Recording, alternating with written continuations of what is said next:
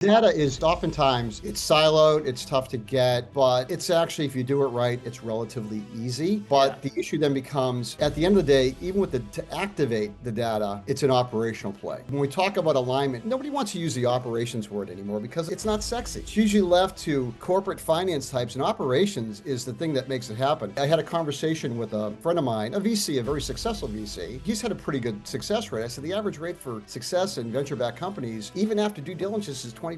I said, what about the other 80%? Well, that's just a risk we take. I said, no, you guys aren't necessarily providing the operations capabilities, this alignment stuff. And I would argue that the startup success rate should be 50, Yeah. 60%.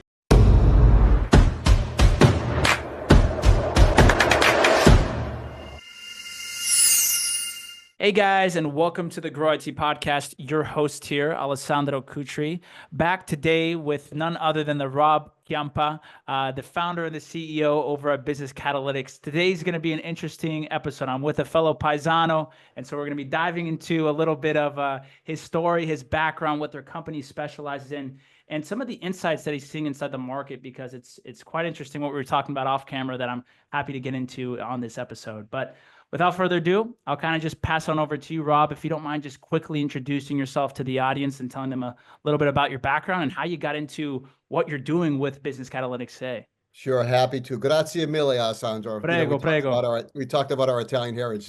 This could turn into a food discussion. We might So, have to. it would. So, my background is I actually came up through the technology ranks. I'm a classically trained engineer. I have patents and all various things, and I ended up going into marketing and sales, and then Mhm, ultimately into customer stuff and then into operations.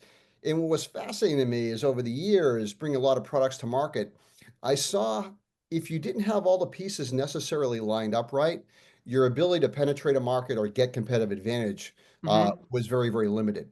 So mm, I started getting involved in a lot of work in analytics huh, and then turnarounds. And I started actually measuring alignment within companies. I was looking for gaps in either product portfolios or operational elements or where there were shortcomings. And so several years ago, and this is a model I had done, I've been doing this for 25 years, mhm, but just before the pandemic, we started taking all these models that we had in spreadsheets and moving them cloud-based systems into Python in the cloud. We were doing a lot of data science and analytics, as you can imagine, where we were spending some time with LLMs to see specifically what they can do for us. But our mhm, objective was to turn around, can we turn around and look at companies and measure companies in such a way to understand where they're going? mhm.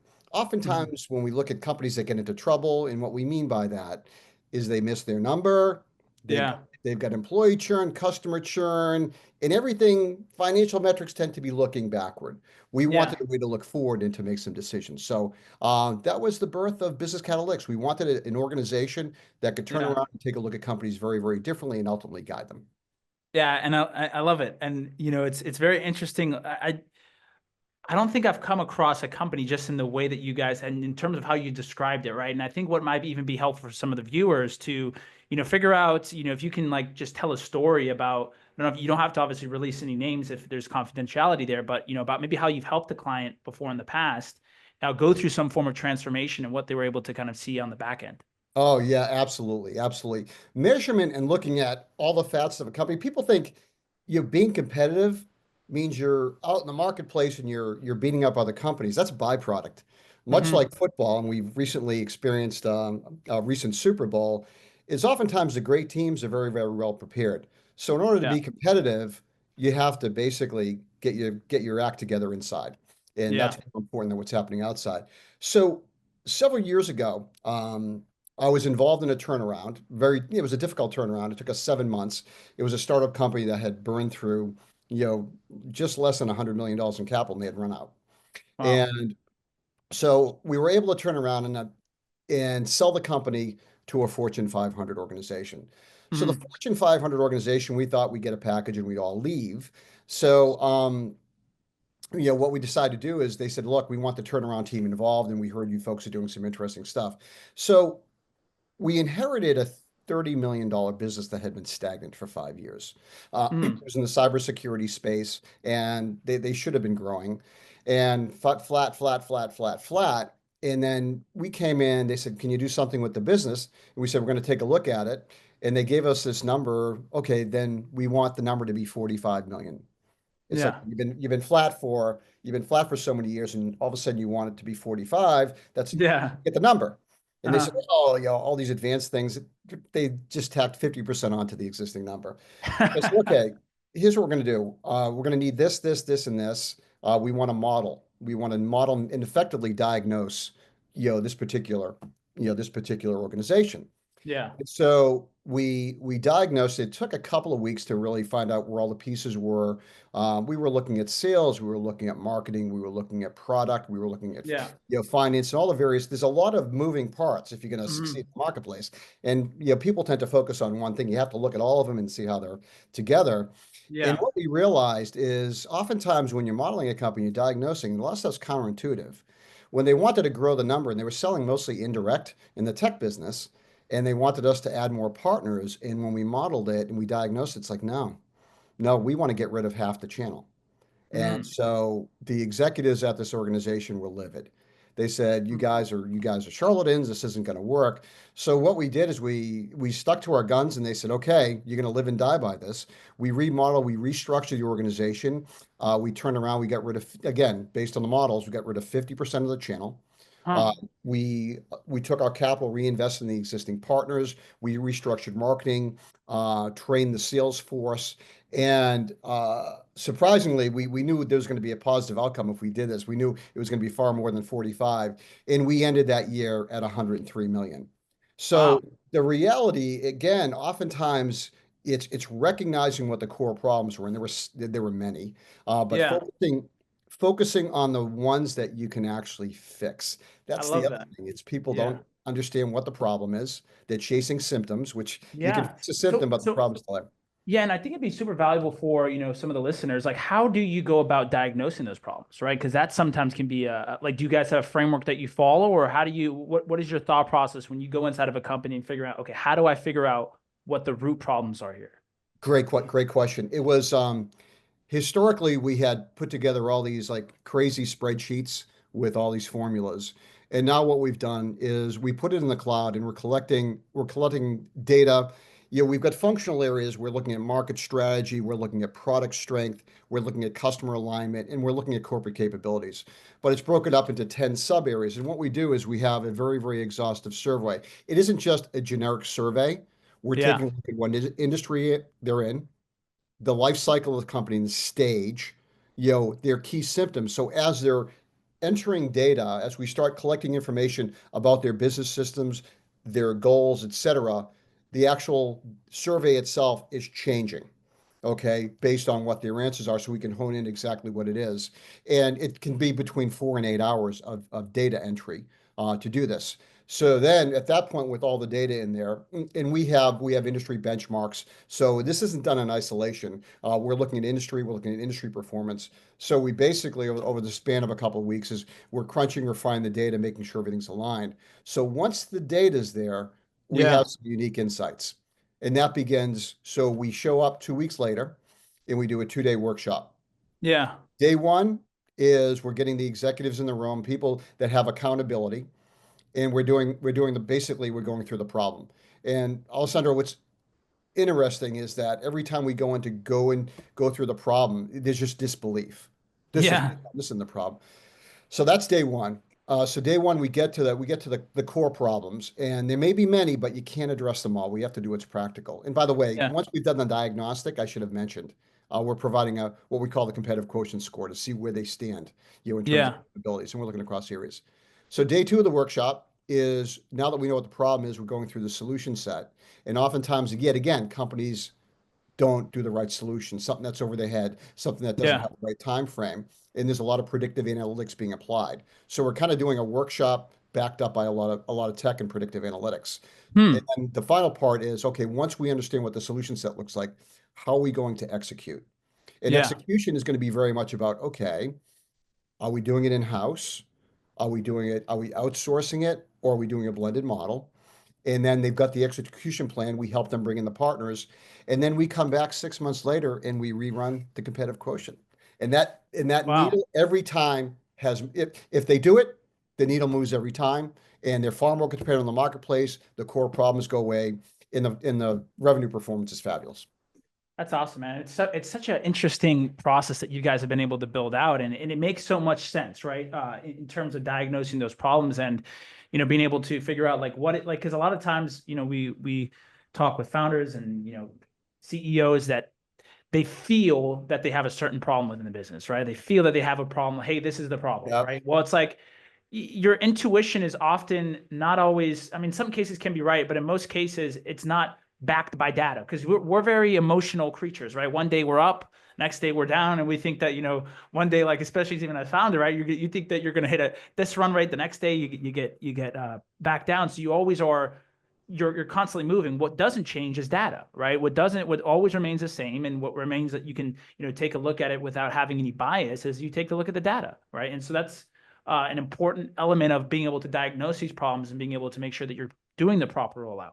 Yeah, and Now, the data is oftentimes it's siloed, it's tough to get, but it's actually, if you do it right, it's relatively easy. yeah, But the issue then becomes, at the end of the day, even with the to activate the data, it's an operational play.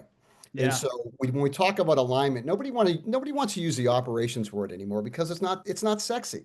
It's boring. yeah, It's usually left to corporate finance types, and operations is the thing that makes it happen. I had a conversation with a friend of mine, a VC, a very successful VC.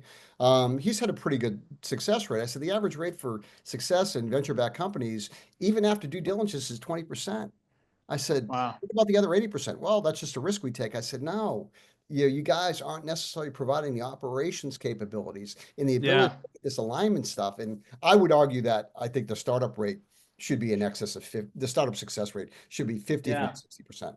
Yeah, interesting. And I'm curious to get your take on this because we get a lot of founders and CEOs that tune in terms of like always looking for new like marketing and sales, different strategies that they should be implementing. And obviously you do a lot of work in this realm. Obviously just helping people be more competitive in that sense. But I'm curious on like the business development side and like the marketing side, like what have you found that's really worked for the companies that you worked with, and how is that, what would you recommend for people to have as an approach, right? I know it's a Uh, broad question, but like where I'm curious to get your take on that. yeah, that's a fantastic question. Uh, the lousy answer is it depends. Yeah, But the reality is oftentimes the tool chest, it's not just, hey, the latest and greatest, and we can throw rocks at AI in a little bit because people think AI is going to solve all their problems. But oftentimes, when you're looking at an organization, what does the brand represent? And marketing should be conveying the brand and the value and understanding all that. And what we often see is the company isn't generating really any not thought leadership. I mean, it depends on the business certainly, but is yeah, a company thinking, is it understanding? I work with one organization that was sitting on this treasure trove of yeah, data, yeah, and it was just, and they weren't mining it. And I said, let's mine the data. yeah, And we mined the data, and the insights were stunning. And so the CEO's, okay, let's just put it on the website. It's like, hold on, hold on. Let's turn around and we're going to just build a whole campaign around this. And I said, by the way, we're going to do a report. We're going to PDF it, but we're also going to send it to a printer. And she said, printer? That's so old school. Nobody's going to want that. We couldn't print them fast enough. And we sent it to every CMO in the industry that the company was dealing with, yeah, and it took off like wildfire. So it's various techniques. What am I trying to achieve? Tell me a little bit more about what does the target look like? And yeah, surprisingly, sometimes the target, even setting stuff to the CEO, even the CEO is not necessarily a target, but yeah, this getting on the CEO's radar can push it down and open up a lot of doors. yeah, yeah, definitely.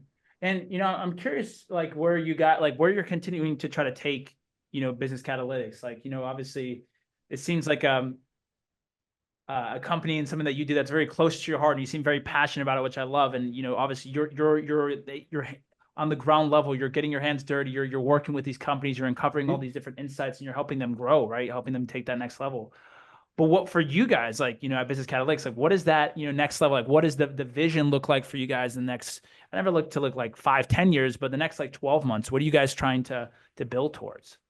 So it, I think I think a lot of me and members of my team, we've been through turnarounds, and there's, I don't want to, you know, wave the noble flag too much here, Yeah.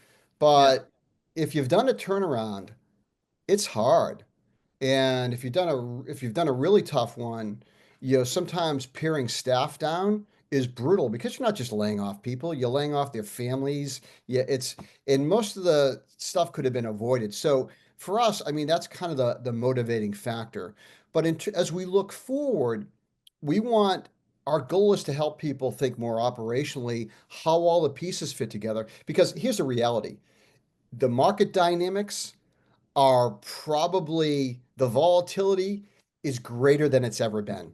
You've got, whether it's going to be competition from overseas, competition from, artificial intelligence, all these pieces, it gets really, really tricky, and an organization needs to adapt. So our goal is over, not only from a go-to-market viewpoint, is really educating folks on thinking different. If they want to hire us, great, to do the diagnosing, and we can pull in our partners. But the reality is they've got to think differently. You pick up the Wall Street Journal. Okay, every other Yeah. article is going to be, somebody's missed this, somebody's that, somebody's divesting this. Come on, we're better than this. There's a lot of smart people. So Yeah. what's the issue? I don't think we're approaching it right. And then long term, it's really about, okay, now that we've done this, how do we turn around and get even better? How can we leverage the market Yeah. collectively to make us all smarter? Yeah. And I know we talked a little bit about like AI and, obviously that being such a big buzzword right now, but maybe I'm curious because like you're obviously like you're in the trenches, right? So what are some of the things like the trends that you're seeing that are popping up just from doing these different projects with companies, working with these different companies? What is that's kind of forefront for you? Uh, uh, did they have to be good trends? They could be any type of trends that you want to All talk right. about, right? So the most painful thing we see right now, and of course everybody's on the AI bandwagon, and for folks, some people don't even know what that means. AI Yeah. for what? What are you doing? So Yeah. right off the bat, oftentimes it's, hey, let's replace the marketing organization. We'll do Gen AI stuff, and that's going to make it all better. No, Yeah. so what they're missing are a couple things. One is, in order for any type of, whether it's AI or some type of other system to be effective, you have to have your data house in order. Yeah. Okay. And that's a mess right now. That's just, you don't have the data house in order. You can't even get, relevant insights. So getting the data house in order is going to be critical. But I think what a lot of organizations, I think that's hampering any effort to leverage AI, which I think is a great, AI is going to be a great thing. The other piece is org structure. Hmm. And one of the things we look at is we take a look at organizational structure and how that's being managed, et cetera. If you're going to be adapting, what does your organization look like in this new world of AI? It's not just, hey, let's do somebody who's good at prompt engineering and things like that. No, there's much more than that. Yeah. You know, I'm as you continue to, obviously have experience in different verticals, and as you're obviously growing as continue to grow as founder, as a CEO, I'm sure you've kind of learned a lot throughout your career, and you've learned a lot of different things that you probably wish you would have been able to maybe learn beforehand, right? So if you had to, rewind the clock back and you could speak, to your younger self or even a younger me, right? Like to me personally, like what would you say is, some of the most important things that you've learned that you would share with your younger self? Uh, um, I kind of it's a great question. I kind of backed into this. Uh, as I mentioned, I started off as an engineer. Yeah. And most engineers are put in their little dark room with their big screen to do amazing things. And um, when crises occurred, and I was with, again, Fortune 500 companies, and when a crisis occurred, I would be sent out into the field. And for me, that was just an eye-opening experience to actually see how your product is being used and leveraged. It's such a learning experience. So early on in my career, I probably spent too much time in engineering, and I got into engineering management. And I should have just gone into the field and ultimately into sales, because that's where the getting high the getting high moment for me was just, seeing things. I had the opportunity to work with Goldman Sachs for many years, with a company and helping them design their trading floors. And I was living in Boston. I was down in New York all the time, and it was just. I hope they learned from me. I learned from them. And when I was still running teams, I brought my teams down to Goldman to take a look at this is how it works, and they became better engineers, and we created better products. So I Yeah. think early on, it's that customer experience is in leveraging that customer experience and working with customers is an incredible superpower. And Yeah. I probably waited too long on that, but I caught up with it eventually. Couldn't agree more, man. I couldn't agree more. I think that that's the backbone of whatever you're doing, right? In any type of business, in any type of field, right? Is, are you having that hands-on experience with those customers, and how are you making that customer experience, even as a business owner? How are you prioritizing it? How are you making it better? Because that should be an obsession always, right? Uh, hey, Rob, it's been an absolute pleasure, man, having you on the show and being able to talk a little bit more about your background, your story, seeing what you guys are doing with Business Catalytics. Definitely, you've carved out an interesting niche there, and you got some competitive advantage to you, that's for sure. If people are listening to this, man, they want to reach out to you or your team. What are some good ways to go ahead and find you? Oh yeah. So and by the way, Alessandro, thank you for having me. I think what you folks are doing is just a fabulous service to the community in general. So we're at businesscatalytics.com. Catalytics is going to be Catalytis. So Business Catalytics, one word.com. And they can email me. I'm Rob at businesscatalytics.com. And we respond pretty quickly. And again, we take our interactions with the community very, very seriously. And at the same time, if people are seeing unique problems in the marketplace they don't know how to solve, we'd love to talk to you about it. In fact, as I mentioned, I'm writing a book on really how we structure companies for competitive advantage, and more than happy to get stories from folks and add those to the book. Awesome. Well, I'll make sure to include the links in the description for that for people to go check out. If you guys didn't make it all the way to the end, make sure to like, comment, and subscribe for more content, and go check out Rob and the team. We hope you guys have a great rest of your day. Thanks again, Rob. It's been a pleasure. Thanks, Alessandro.